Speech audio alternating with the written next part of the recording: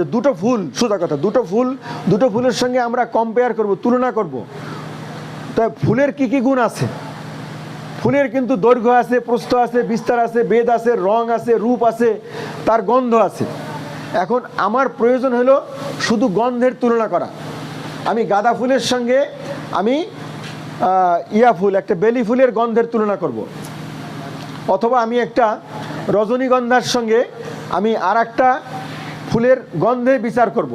তখন কি আমি তার এই রং, রূপ, তার যে এই অন্যান্য যে গুণ আছে, তার দৈর্ঘ্য, প্রস্থ, আমি কি এইগুলো বিচার করব না? আমার প্রয়োজন হলো শুধুমাত্র রূপ, এই গন্ধের তুলনা করা, যে এইটির গন্ধ বেশি, এইটির গন্ধ দূর থেকে পাওয়া যায়, আর একটার গন্ধ কাছের থেকে নিতে হয়, একটার গন্ধ মিষ্ট, একটার গন্ধ অত্যন্ত উৎকট বা বেশি। এই তো আমার